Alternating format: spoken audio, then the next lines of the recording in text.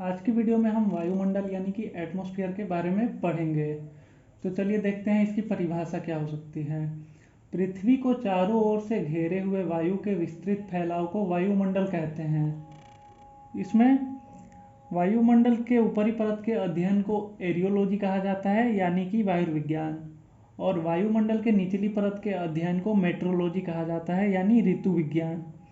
इसमें गैसों के नाम कुछ दिए गए हैं और वो कितने क्वांटिटी में पाया जाता है ये देख सकते हैं आप। Nitrogen 78.8%, oxygen 20.95%, argon 0.93%, carbon dioxide 0.036%, helium 0.005% and hydrogen 0.00005%।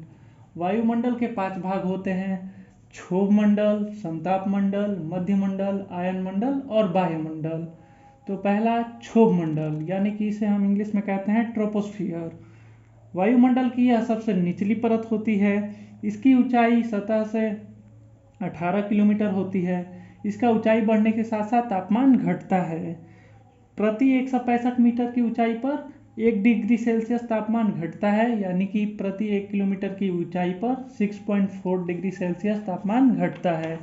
इसमें सभी वायुमंडलीय घटनाएं होती हैं, जैसे बादल का गरजना, क्लाइमेट चेंज, आंधी, तूफान, बरसात इत्यादि। इसमें हेलीकॉप्टर उड़ता है और इसे अधोमंडल या संवहन मंडल भी कहा जाता है। क्षोभ मंडल और समताप मंडल के बीच एक सीमा होती है जिसे हम क्षोभ सीमा कहते हैं।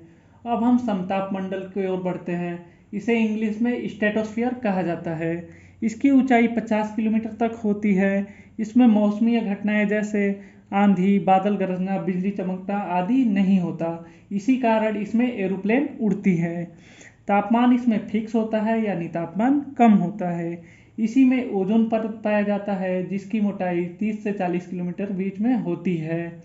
ओजोन परत वो होता है जो पैराबैग्निक किरणें यानी अल्ट्रावायलेट रेज से हमारी रक्षा करता है, जिसके चलते हमें कैंसर आदि स्किन की बीमारियां नहीं हो सकती हैं। इसमें ओजोन परत की इकाई हम लोग माप सकते हैं डाप्सन में। और ओजोन परत हानियां भी होती है ओजोन परत में। इसे कुछ जैसे नष्ट करने वाली गैसें हैं ओजोन परत को, वो है एयर कंडीशनर और रेफ्रिजरेटर से निकलने वाली क्लोरोफ्लोरोकार्बन। अब हम आगे पढ़ेंगे मध्यमंडल। मध्यमंडल को मेसोस्फीयर कहा जाता है। मध्यमंडल समताप मंडल के ठीक ऊपर 80 किलोमीटर तक की ऊंचाई तक फैला हुआ है। ऊंचाई के साथ साथ तापमान घटता है और 80 किलोमीटर की ऊंचाई पर जाके इसका तापमान -100 डिग्री सेल्सियस हो जाता है। मध्यमंडल की ऊपरी परत को मध्य सीमा कहते हैं। आगे पढ़ेंगे आयनोस्फीयर यानी आयन मंडल। इसकी ऊंचाई 80 से 400 किलोमीटर तक होती है। इसमें विद्युत आवेशित कण जिन्हें हम आयन कहते हैं, इसीलिए इसका नाम आयन मंडल पड़ा, वो है। और रेडियो वेव्स भी पाई जाती हैं।